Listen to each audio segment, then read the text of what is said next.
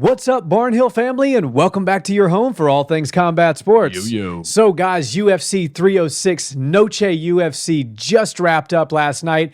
We're going to get into Diego Lopes versus Brian Ortega. Diego cementing himself as a top 5 talent. We're going to talk about Valentina and how at almost 37 years old, she showed that she's still the top of the top as far as the women's 125 division is concerned. And then we're going to get into the curveball that we all got thrown this week, which is Charles Oliveira versus Michael Chandler too, and get into potentially what's going on with Conor McGregor. But you know we have to start at the top. Merab Dvalishvili, Nick, what a performance.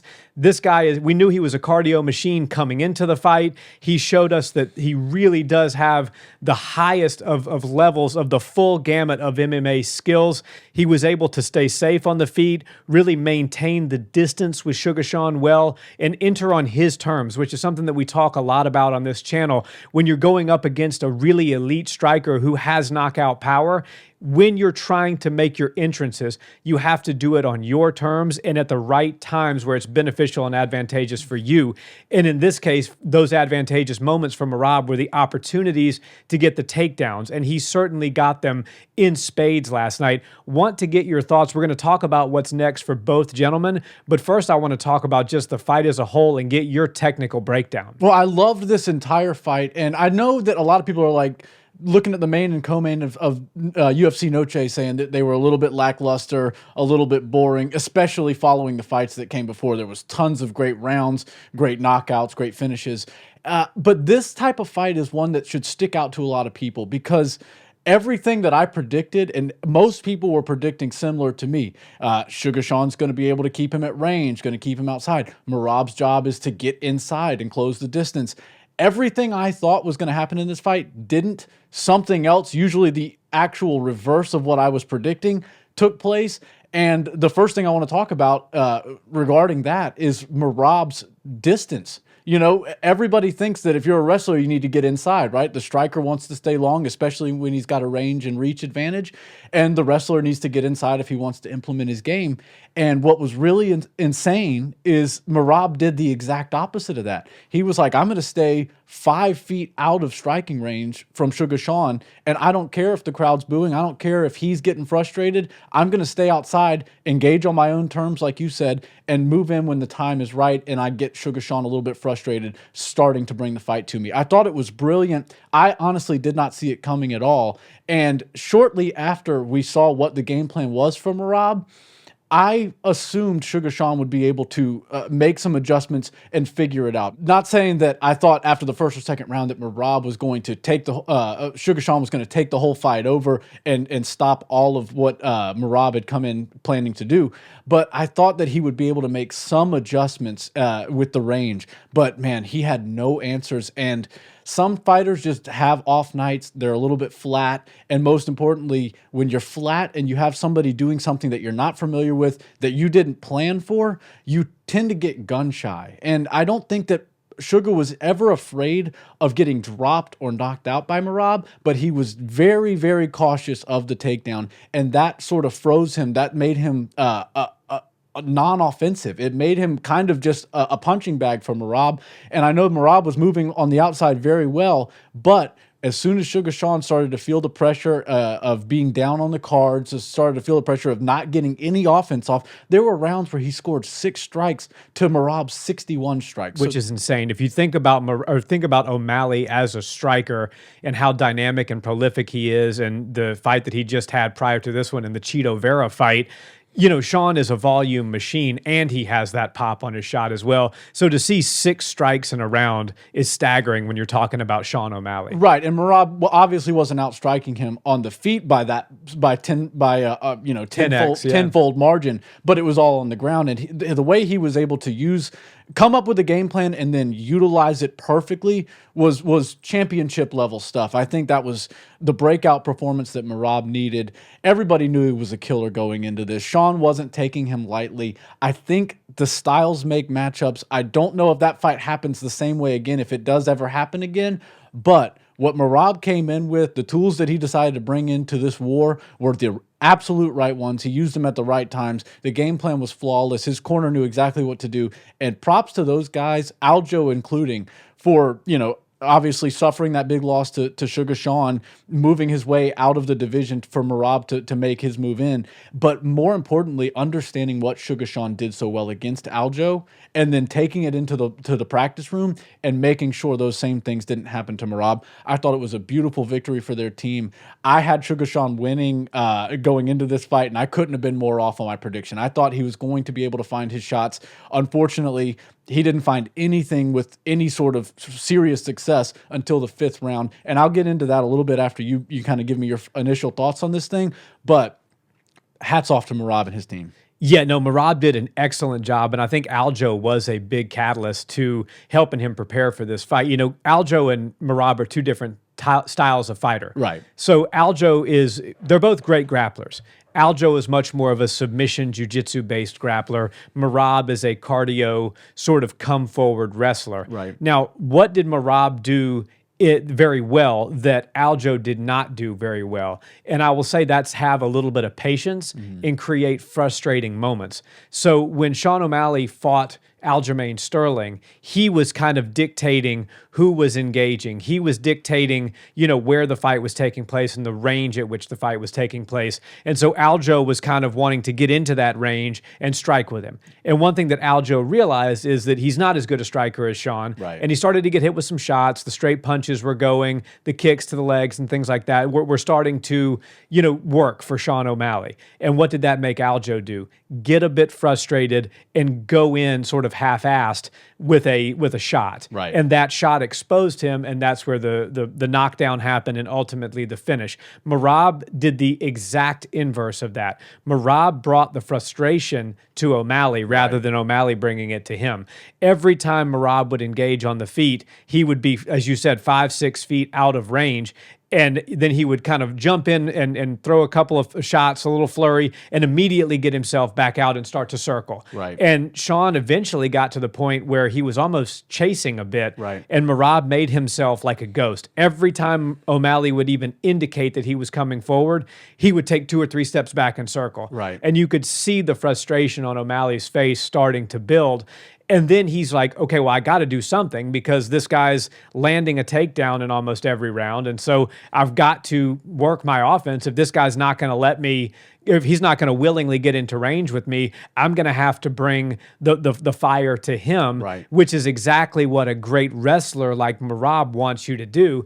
Because when you're coming forward, you know, the hardest thing to do as a wrestler is take somebody down when they're backing up well, they're sprawling well. But when they're giving you the momentum and all you have to do is read when they're coming in, change levels and get the takedown, Right. that allows you to sort of get your takedowns at will, which is what Merab did. Now, we saw kind of a glaring hole in O'Malley's game last night. You know, we thought, I think you and I both going into this fight, he was more like Adesanya in the sense that, yes, he's not a wrestler. We all know he's a prolific striker, but he's got great takedown defense. You know, Right. think Yoel Romero, people like that, very, very high-level wrestlers that had a hard time getting Izzy on the ground.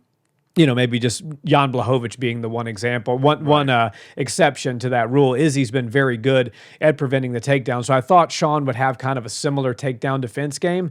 And I know he's going up against, you know, potentially one of the best wrestlers in all the UFC, Right. a guy who picked up and emphatically slammed to the canvas an Olympic gold medalist wrestler in Henry Cejudo. Right. So, and you has know, shot 49 takedowns in one fight before. exactly right. So I'm not saying or suggesting that Sean O'Malley has bad takedown defense. He just has bad takedown defense compared to Merab's takedown offense. Right. So, you know, in that sense, there wasn't a whole lot he could do. And it's going to be hard for him to close that gap on guys like Merab because they're just so good. They're so tenacious. And Merab, if he has that fight 10 times, he's going to do the same thing all 10 times. Yeah. He's going to stay far away. He's going to force you to come in. So unless Sean could figure out a way to close that distance, and that sort of push kick to the body seemed to actually be a tool that Sean should have brought out earlier in the fight. Right. Not to say that would have made a difference in the outcome of the fight, fight, but he certainly did hurt Merab with that in the last 90 seconds of the fight. It was just too little too late.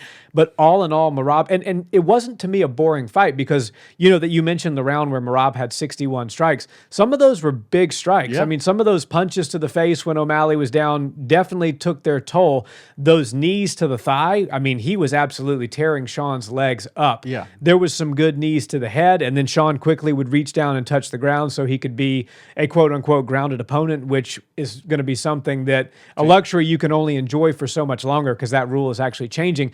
But to me, it wasn't a lay and pray. And I'm seeing a lot of stuff online today that, Merab just, he's a boring fighter. He took him down and rinse, repeat, lay and pray.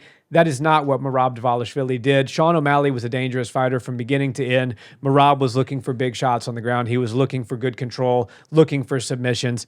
Hats off to him. Yeah, absolutely. And I do want to touch a little bit on the X's and O's because, like I said, I got everything wrong in the prediction of this fight. But it opened my eyes to what Merab was thinking and what Sugar was thinking.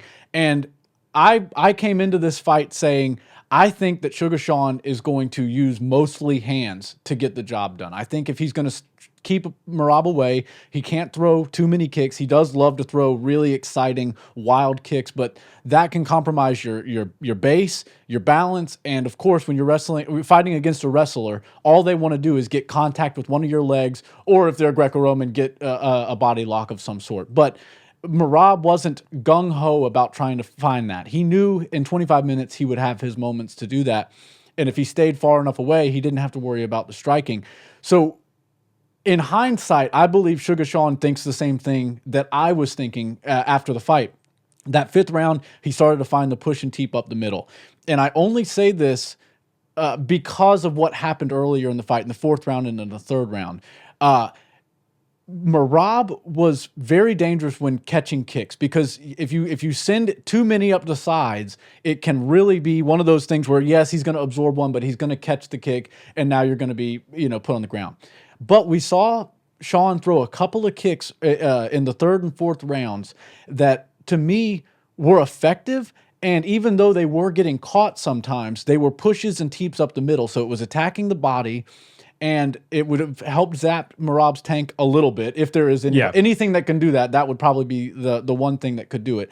So I think Sugar Sean should have noticed that his balance is actually pretty good when he gets his leg caught. He doesn't freak out. He doesn't get thrown to his back immediately. He doesn't get dragged to the cage immediately. He's got very good balance in there when he's on one foot. So I think what he should have done is realize that a little bit earlier and started to attack with his legs a little bit more. Avoid what I was thinking originally, which is don't throw any kicks because he's going to catch one and you're going to wind up on your back. I think the caution side of Sugar Sean and the inability to throw kicks, or the desire to not throw kicks to avoid being taken down, is actually what's going to bite him in the ass. And I think when he goes back and watches this fight, he's going to realize that he could have opened up with some kicks a little bit more. Merab just had a great game plan and shut all that down. But I think that he saw a little bit of success at the end of the fight. It's not like Sugar was ever mentally checked out or ready to get out of there and just accepting defeat. I think he did want to try to find the victory all the way to the very end. One thing that stuck out to me that Tim Welch never said in the corner at all 5 rounds, which was very interesting to me, was he never said, we need more volume, we need more aggression, we need to see you throw more offense. He would tell him what to do. He would say, you got to snipe him from outside. When he comes in, do this. And he was giving sound advice in the corners, but he was never telling him to push on the gas. He was never telling him to throw more volume on the feet. And I think that would have helped him a lot, especially Tim Welch is a brilliant mind in the sport. So he was seeing the same things I was seeing. Great balance from Sugar Sean. And if he would have started throwing that kick a little bit earlier, he might have had the ability to zap Merab's tank just a little bit. But the night belongs to Merab Dvalishvili. I think that styles make matchups, and if he goes out there and does the same sort of style that he just did against the other great strikers at 135, they're also going to be left in fits trying to figure out what to do. I think when you have like an Umar Nurmagomedov, who it seems that's going to be who he's fighting next, it's going to be a totally different fight. You're going to see more grappling exchanges and closer, their body shapes are a little bit more similar. So you're going to see some inside fighting and less distance between two fighters. But if Merab ever finds himself in there with a Sugar Sean again or a Corey Sandhagen, he needs to stick to that game plan because that thing worked really well. Yeah, and certainly next week we'll break down the potential matchup, what looks like coming next, Umar Nurmagomedov versus Merab Dvalishvili. Right. And I just want to touch a little bit, too, on what could be next for O'Malley. Yeah. I think Corey Sandhagen, you mentioned, he's a great fighter, good stylistic matchup at the top of 135. Fun fight. I don't think an immediate rematch is warranted, and I think Umar is certainly deserving. He was in the crowd last night. I'm a little surprised they didn't just go ahead and bring him into the cage and make that match right then and there. It seems like that makes the most sense. But another thing Sean could do, Sean's a tall guy and he's a very slender guy. And sometimes you need a fresh coat of paint. He's had, got the title at 135. He defended it and now he's lost it. Maybe he goes up to 145 and sees what's up there for him. Maybe spend 6 or 9 months away from the octagon, getting himself a little bit, filling that frame out a little bit and roll his dice at 145. Just a thought. And I'm sure more news will come out this week on, what the next directions for both men will be. And then obviously, as I said, we'll touch on that. Yeah, we didn't get to hear him in the post-fight. I never saw anything about his post-fight speech, so I didn't see anything else. So he waited, but Merab kind of talked for a while, and Joe Rogan just let him have his moment. Well, even the post-fight press conference, I didn't see him in there at all. No. So I think he might either went to the hospital and they couldn't get him, but I didn't see anything sticking out to me that was like, oh, he needs to get immediate medical attention. So I don't know what happened. I'd love to hear from Sugar. Yeah, for sure. And I think we will this coming week, but I want to move on now to the co-main event. The theme of the night and the title fights were, the challenger stealing the belt, and the other overlaying theme is not having an answer for anything that the challenger brought to the champion. Right. And that was even more personified in the co-main event to me than it was in the main event. Yeah. Alexa Grasso had nothing for Valentina Shevchenko. No. And this was a bit surprising to me. You called this one right. I got this one wrong. And I just basically went off of the old adage that it's this, and this goes back to boxing days, even before UFC and MMA days.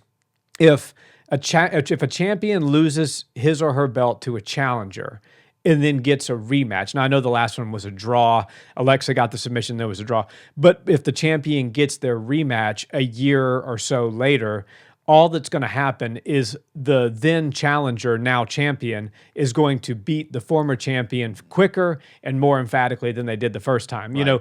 Time is not on anybody's side as far as combat sports are concerned, especially for the lighter weight classes. Valentina's almost 37 years old.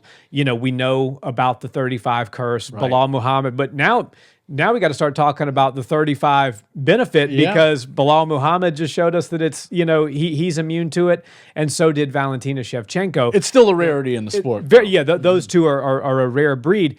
But Valentina looked phenomenal. Amazing. She was right there dialed in on the feet. Right. All the striking exchanges she was winning. I personally, when she went for those first few takedowns, I was like, man, my first thought is beautiful takedown, well timed, well executed. Right. But second thought is, why? I mean, she was, cracking her on the feet. She was dominating. I think Valentina's a chip on her shoulder kind of fighter. Yeah. She got dominated the first fight, submitted by rear naked choke. I think she wanted to submit Alexa, even though she could hang with her on the feet and was winning most of the exchanges on the feet. But everything in that fight, and I'm not one to criticize the commentary that often, and I'm certainly not the martial artist that Daniel Cormier or Joe Rogan are, but sometimes they say things that are a bit perplexing to me, like some of those guillotine attempts that Alexa had. They were like, oh, that's in deep, and Alexa's elbow's like halfway out of the frame of the screen, and I'm like, that's really not that deep of a guillotine. Valentina's, like, if I were to be watching that on mute, I wouldn't have thought that Valentina was in danger, but now, all of a sudden a former UFC champion and Joe Rogan, who's got, several decades worth of mixed martial arts and martial arts experience, is saying this is deep. I'm like, should I rethink what I'm seeing here? Because I'm not seeing a deep submission. So personally, I don't think many of those submission attempts that Alexa had were even remotely close to being finished. And so that makes it even more of just a one-sided domination by Valentina. 50-45 on all three judges' scorecards. That was the right call. And look, the bullet's back at 36 and a half years old. She looks as good as ever. Yeah, absolutely. And one thing I will say, and I think everybody in the MMA community will agree with me on this, nobody likes to be the champion more than Valentina Shevchenko. Yep. And I think the same thing could be said. Nobody hates being a contender or anything but the champion. Or losing, more than Valentina. Yeah. So going into this fight, I chose Valentina because I think skill-wise, she still is the best female fighter in the world. I think on the feet, she still is the best. Alexa's got some answers for her because she can't get off the offense in the striking realm near like she can against all the other girls that she's been fighting leading up to the Grasso trilogy. But I think, Grasso came out there and looked flat. She looked like she was a step behind the whole time. There was a speed disadvantage for sure. And I think Valentina's one of those people that really likes to stick it to you. Kind of, we've seen this throughout her career for a long time. If you're good at something, she wants to beat you at that. Now, we never really saw her lose via something, rear naked choke, and then go back and want to get it. But you saw at the very end of the first round, she jumped. She was in top position and quickly found her way to the back, body triangle, and was trying to get that rear naked choke. So I think she's one of those petty fighters that's like, you submitted me like that, never going to happen again. In fact, I'm going to do it to you to prove something. And I will push back on you a little bit with the striking and grappling because this was a full display of mixed martial arts. And while, yes, I do think that if it would have stayed on the feet for all 25 minutes, Valentina probably would have still gotten her hand raised. But the way she was able to mix in those takedowns and show people, look, I'm not afraid to go on the ground with Alexa. I'll go right down there. I'll beat her up from there. I'll stay on top position the whole time. Alexa did have some decent moments where she was trying to reverse things and scramble and stuff. Good butterfly guard, stuff like that. Yeah, she was able to implement some defense from her back, but that's never where you want to be in a fight. You're losing the fight even if you have somebody in your guard. If they're on top of you and landing some stuff on the top, you're in trouble. So Grasso, I don't think it was her worst performance ever, but Valentina knew exactly what to anticipate, exactly what to look for, and she had a flawless game plan. And I will say the similarity between the main and the co-main stuck out to me because I thought Merab was going to have a similar style to Valentina in that fight. I thought he was going to strike, wait for Grasso to return strikes, change levels, and shoot in just like Valentina did. He did the opposite, but it worked out really well for Valentina to throw a few strikes, make sure Grasso was on the return when she would change levels. And until she saw Grasso's aggression moving towards her, she just stayed on the outside and tried to strike with her. She threw that 1-2-3 a lot, and she would land a hook on the side. And a couple of times she would land it twice. She would kind of throw a double lead hook, which was really nice, well-timed, and Grasso kept getting hit by it. I think 2 or 3 different times in different rounds, she got hit by the same combination. So I think Valentina had everything buttoned up. There's no guesswork in her camps. There's no just like shot in the dark. She's going to do what she came in to do. And last night was a perfect example of that. She went out there with a flawless game plan. And I think she did want to go for that finish. But the statement that she made against Grasso kind of settled their trilogy. I don't think we need to see it for a 4th time. What if that goes to a draw? And then we got 2 more fights we have to not look forward to. So I think Valentina is back to being champ. I don't think there was any way she was going to leave that place without the belt strapped around her. And I don't know what's going to happen next. I know there's a great French fighter, Ferrot. She was the backup for this fight. And I think that's a great stylistic matchup. Very exciting fight for the fans to see Valentina and Ferrot go at each other. But Grasso, her stock doesn't go down that much. I think she's still going to be a thorn in the side for a lot of the 125ers. But the division has belonged to Valentina for a long time. And to see her back in the championship category, it feels like it makes sense to me. Yeah, I say put Alexa in a #1 contenders fight. Maybe, so either Ferrot or Rose. Rose has kind of come up to 125 and is staking her claim as a potential title challenger. Right. So maybe you want to throw Rose in there with Valentina. I think that's a good stylistic matchup Big for names. Valentina. 2 big names. Valentina, also has fought at 35. If you look at the landscape of women's 135 right now, She could take that belt tomorrow. It's a little rough. Yeah. It's a little rough. Raquel Pennington. Yeah, Raquel, and then Juliana Pena is coming up, is fighting her for the belt. So the women's 135 could use some heavy lifting, to say the absolute least. Right. Zhang Wei Li could always come up to 125, make things interesting. Right. I say throw Alexa in there with either Firo or Rose. See what shakes out there.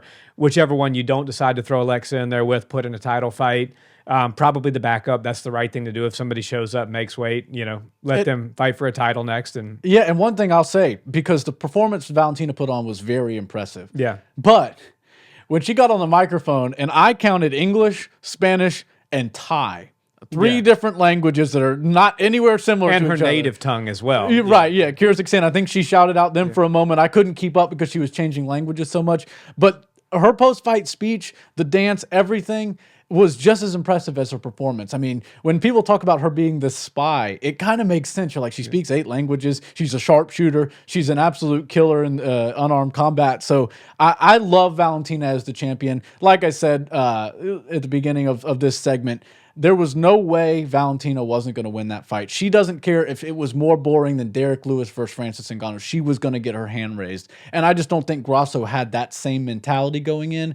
I think Grasso, skill-wise, is still right there with her, but Valentina proved that it's the mental side of things and that competitive edge that really pushed her over the top, and that's the reason she's the best in the world. Yeah, and future's bright for Alexa Grasso. Yeah. Valentina's pushing 40. She's not going to be in this game a whole lot longer. 5 more fights, maybe. Yeah, maybe 3, 4, 5 fights, and Valentina's going to call it a day. I think she should go for champ status. I think as soon as they can possibly get her in a 35 fight, don't take her 25 belt from her. Put her in there. Get a champ in the females world. I think that would be a big move for the UFC. Her and Amanda had 2 fights, so it didn't really make sense at that point. But now you've got Raquel and Juliana. That's easy money for Valentina. This is not Amanda Nunes' 135 division. Right. This is a whole. This is ripe for the picking for Valentina Shevchenko. Yeah, far cry. Yeah, she could certainly take it. So want to move on to the feature bout now. Great fight. One of my favorite fighters, Diego Lopes, is quickly becoming one of my favorite fighters to watch. Too. The guy is ultra exciting. The haircut, I mean, everything. Bodied up. It just works Yeah, for him. The Diego Lopes experiment is working, and it's working in spades. Brian Ortega is really, really good. Yeah. He's one of the best submission artists that the UFC has had on their roster for a very long time. His striking looked better than it has before last night. Right. And he looked like the true number 3 guy. He was carrying that position well. Diego Lopes just looks like he's a man on a mission, and he's getting better fight over fight. This is a guy that took a short notice fight against Movsar Evloev, and and almost submitted him. He's a really, really high-level submission ace. He's got power in his hands, and I personally think that he could have finished the fight in the first round. Yeah. If he's kind of like Valentina, and even it's funny because he was in Alexa's corner, but he has a lot of similarities to Valentina. Right. In that, this is T City, Triangle City. Guess what? I'm going to submit him. Right. I believe that if he would have forced Ortega to stand back up in that first round when he was badly hurt, he probably could have closed the show with his hands in that first round. Yeah, and I'm not the kind of guy who ever tells a fighter to go for a walk-off knockout. But if there was ever a time to just walk away and let the ref step in and intervene, that was it. The first round, when Ortega was out, he was out. I think that some of the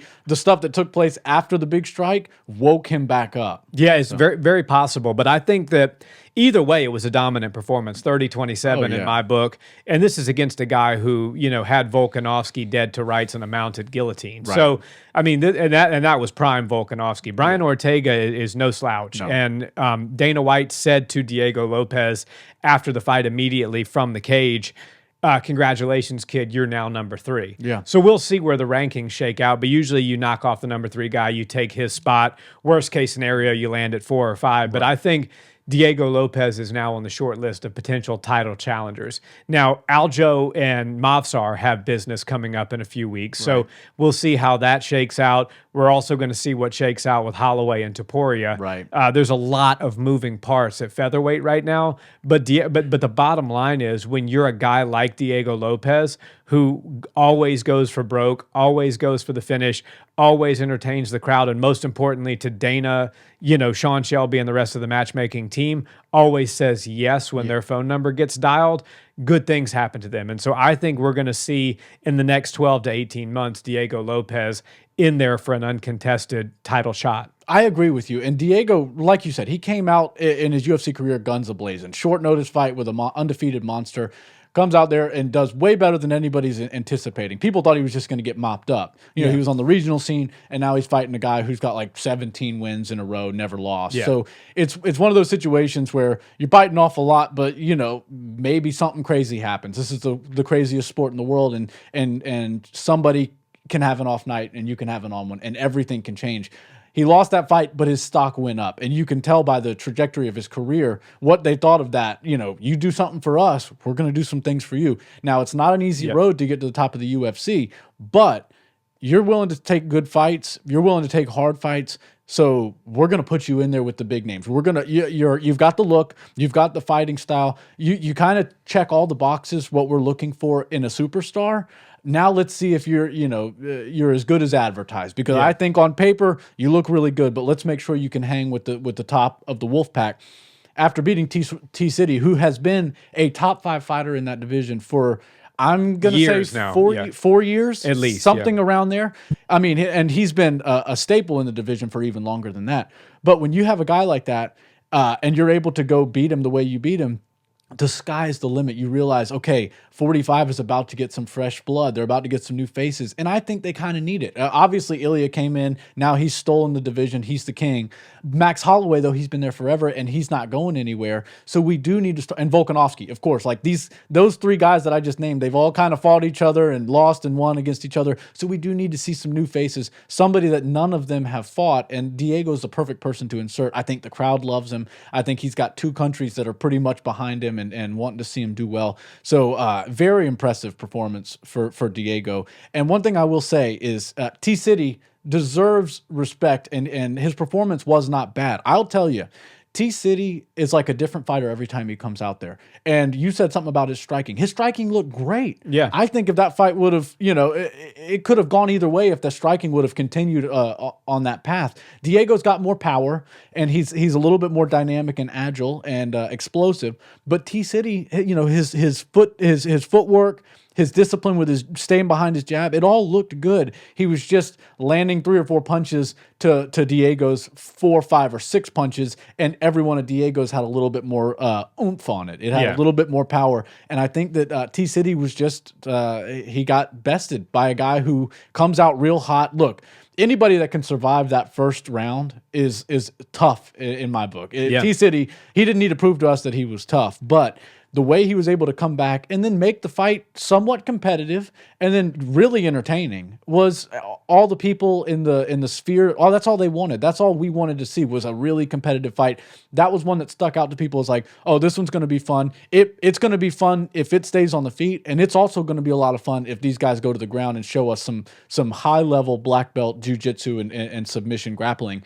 Of course, we got a little bit of all of that, but Diego Lopes is no slouch. He's not afraid of the groundwork from T-City. He was willing to jump in there a couple of times during the fight, and T-City wasn't afraid to throw hands with him. So I think it was a great fight. I think leading up to that fight, there was no way it was going to be boring just because of the energy inside the sphere. But thank God for those guys, because while I found the main and co-main to be exciting and fun, a lot of people were a little disappointed in it. Dana was saying, if somebody was watching the fight, hopefully they checked out after the feature bout and didn't watch the main and co-main. I'm like, I don't know. He said that? Yeah, he said something along those lines. I don't think he's bashing the guys. I just think he saw that Grasso and after Esteban Ribovic and the feature bout, Zelhuber, and then the feature bout in T-City versus Lopez. I mean, those were 2 just banger fights back to back. Right, and now you've got titles on the line, so there's always a more calculated approach to 5-round fights when there's a title on the line.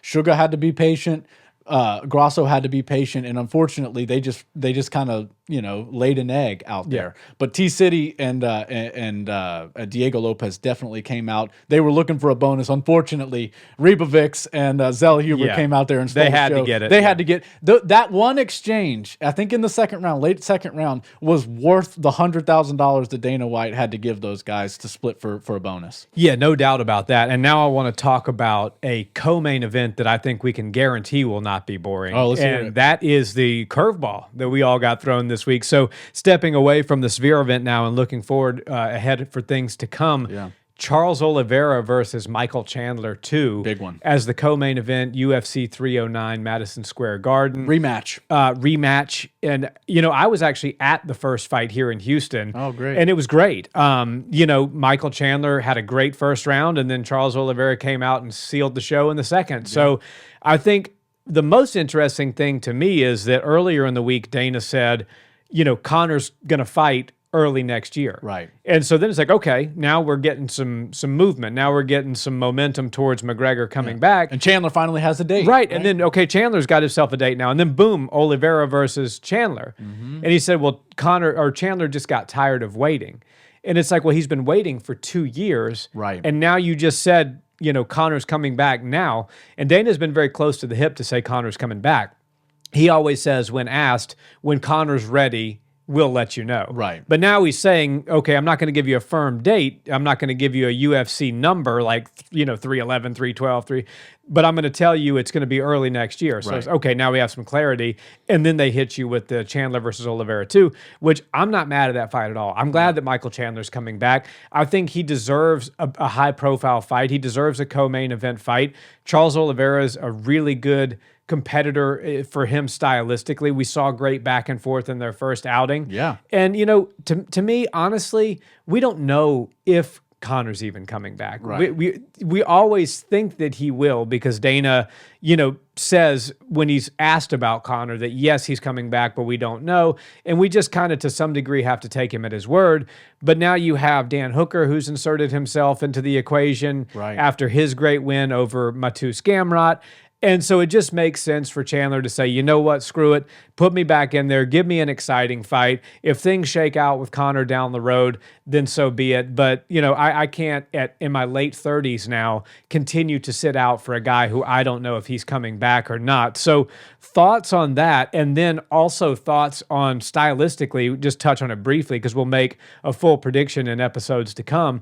But, stylistically, how this rematch could play out, especially with Chandler having been off for 2 years. Well, I know we saw the fight one time, but that's the kind of fight that every UFC fan would be excited for if it happened every fight card. Yeah. Right? Like that fight was nothing but exciting while it lasted. You had people getting dropped on both sides, and it makes a lot of sense. And I feel for Chandler not getting the fight. I love that Dan Hooker inserted himself. And in my opinion, we're not breaking news over here, but I'll give you my opinion. I think Hooker's getting that fight. Yeah. It's either Hooker or when they say early next year Conor, they mean sometime February, March, and maybe he fights the winner of Oliveira versus Chandler. But again, that's a tough fight. Or Holloway for the BMF, depending on what happens with Topuria. Yeah, now that's a big one too, and that would be worth delaying the Topuria fight, but I don't think they're going to do that. I think they are going to push Hooker in there. It just makes sense timing wise for Hooker to get that shot, and I think it's a winnable fight for Conor, and they see that as a good opportunity to get him back in the mix. He's not even really in the mix, but I think the Oliveira fight versus Chandler, it could have gone either way because it was electric the entire time it lasted last time. And Chandler understands, like, okay, so there's two thoughts that go through a guy like Chandler's mind. I've wanted to be a world champion since the day I put on wrestling shoes for the first time. And I want to be a big prize fighter that fights for the biggest prizes. And he was sort of given those two opportunities. And look, Chandler is not at fault for this. He is only playing the game the way you play it. If Conor McGregor wants to fight you, you put everything else aside and you focus on that. Now, when you have to wait 2 years, you do have to start to think, okay, I'm not getting any younger. Yeah. My title shots are dwindling by the day, and I believe in myself enough to still be the best fighter in the world. You don't think you're going to be the world champion unless you think you can be the best fighter in the world. So Chandler had to say, okay, look, I still believe in my skills. I still believe I will fight Conor McGregor at some point, but I got to go do something else. I got to get active. I got to be busy. And I think this is the right move for Chandler, because if he wins this fight against Oliveira, now you're talking about potentially a title fight, or just being in the wings, being one of the guys that they're talking about. And they may have promised him that. They may have said, look, Islam's going to come back after this injury. He's going to shake things out with Arman. You get past Oliveira, we'll put you in there against the winner of Islam versus Arman. And maybe to Chandler, he's like, okay, at the end of my career now, I've made a lot of money since I've come to the UFC. This would be a nice staple. Let me win this fight against Oliveira and get back in there for a title one more time and see if I can snag that UFC undisputed title. Right. And that could be better than that's the proverbial bird in the hand versus the two in the bush with Conor that you don't know if it's actually going to pan out. Right, and they say Conor's pay is 10x what Chandler would usually get paid. And so I can see why you would want to wait, rather than fight 10 times to make the money you'd make for one fight. Which I find that hard to believe myself, honestly. Yeah, me too, but Conor said it, and so now there's some legs to it, right? He says anything on Twitter, and it gets some motion. So whether it's true or not, I'm sure that was the biggest fight for him to possibly make. It's the biggest fight anybody can have in the UFC. So I do want to see Chandler versus Conor. Stylistically, I think it's a great matchup, but we do got to see Chandler's must-see TV. Yeah. He's such an exciting fighter. And so is Charles. To have a guy like that on your roster and have him not fighting for 2 years is a shame. And look, I don't blame him for waiting for Conor. I would have done this exact same thing, but I think he knew it was time to take his oars out of the water for that one and move on, look for that title. And of course, if he can get to a title shot or a fight with Islam, a #1 contendership, now that sweetens the deal for Conor McGregor. I don't think we don't see Conor McGregor versus Michael Chandler. I think we do see that fight at some point. It just makes more sense for him to get a rematch with a guy he's already felt. Of course, he didn't get his hand raised against Oliveira, but there were moments in that fight where it could have gone Chandler's way. He could have sealed that show. It could have been a first-round knockout against a former champion, like a dominant former champion, somebody who has the most finishes in UFC history, right? We're talking about a legit fighter, and Michael Chandler was in that fight all the way through. So I'm really looking forward to that. I think Conor McGregor has a ton of history in New York City and MSG, right? Everybody thinks about the Dolly and 205 and everything like that. So I believe they're going to have Conor McGregor front and center at MSG in November for the heavyweight title fight of the world and that co-main event. And you'll probably see Conor McGregor get brought in, whether he's fighting them or he's fighting Hooker. I think that Conor McGregor will play a role at the MSG card. And whatever happens in the division, whether Islam defends his title again, whether Oliveira wins and screws things up for Chandler, or they have to just start mixing the deck a little bit, there's a lot of good options. And I think Conor McGregor really does need to be selective with who he fights next. It's got to be a smart fight that he can possibly win. No easy fights are on the docket for Conor McGregor, but if you've got one that you can give him, it's either Dan Hooker or Michael Chandler. Those are my favorite fights for Conor stylistically that I think he could win. Again, Dan Hooker after his last performance will probably be the favorite on that one. Should be. But I think there's a case to be made for Conor McGregor to come back and get his hand raised against either one of those guys. But of course, the sport moves on whether Conor McGregor's in it or not. And Michael Chandler has to realize that nobody's going to wait around for him. So you don't want to wait around 2 more years and be 40 years old and then just have to retire. Look at Stipe. People thought Stipe retired. Yeah. And it's been 4 years or so since we've seen him fight. And that's just never a good thing for the fight. Because now people are disrespecting Stipe about his ability to fight with John Jones, his ability or his reasoning for getting a title shot. It's like, you guys forgot this is Stipe Miocic. Now, I understand it's been 4 years since we've seen him fight, but this is still Stipe. So Conor McGregor had the heavyweight GOAT status that gave him that negotiating power to be out 4 years. And nobody, hardcore MMA fan is really, truly behind the Stipe-John fight. Everybody wants it to be Aspinall, but we're all like, okay, he's the heavyweight GOAT, most knockouts in heavyweight history, most title defenses in heavyweight history. That's not where Chandler is. Chandler is just a good contender who's exciting, so he doesn't have that same leverage to sit out 4 years and still get his way. Right, and the delays in this heavyweight title fight aren't Stipe's fault. We had a torn pec on John Jones' side. We had all sorts of things taking place, and Stipe was kind of just left on the sidelines. And I think it's cool because the heavyweight fighters, the heavyweight division moves slower than all the other divisions, right? It's the most dire consequences in that in that division over anything else. So it's kind of on brand for that division to move slow. Now, 4 years is a snail's pace. I'd love to see this fight have happened in March or whatever, but we'll take it when we can get it. MSG, it's going to be a special night for them. I think, obviously, we're not breaking that fight down right now, but I think it's a good fight, and obviously the co-main event is going to be hard for them to compete with for fight of the night because if my memory serves me, Oliveira and Michael Chandler left with a bonus after their last fight, and it's going to be hard for Stipe and John to outdo that. But man, that co-main event is really something special, and I think by the end of this year, we're going to have some answers for the 155 division, the most appreciated division throughout time in the UFC's history. So I think Michael Chandler taking the fight against Charles Oliveira, even though it's a rematch, is the right move for Chandler. Yeah, and I'll leave you with one more question to think about. Let's say, for example, they do, and this may have factored into Chandler's decision-making. As you said, the sport moves on, and it does. Very fast. And nobody's immune to that, including Conor. Right. Let's say, for example, they do make Conor McGregor versus Dan Hooker, and they put that at the top of a pay-per-view bill in 2025. Is that the highest grossing pay-per-view of 2025? I can't, affirmatively say yes to that. Yeah. We don't know after these years off and these losses if Conor's going to pull 1.5 million pay-per-view buys, 2 million pay-per-view buys, certainly not 2.5 like he pulled with Khabib. Right. Can Conor come back and draw more than an Alex Pereira versus Tom Aspinall, or John Jones versus Tom Aspinall, or let's say Ilia Topuria gets a few solid, let's say finishes Max Holloway, finishes somebody else, and then he goes up and fights Islam. Does Conor versus Dan Hooker or Conor versus Michael Chandler draw to that level? I don't know. And so I think that it's worth asking that question and pondering, is that potentially part of the reason why Chandler is now going in a different direction? He's like, you know what? I can't get the fight right now, but me versus Oliveira, everybody loved that the first time. It works the second time. MSG, I got the only people walking out after me are the two GOATs, the GOAT of the heavyweight division and the GOAT of the sport.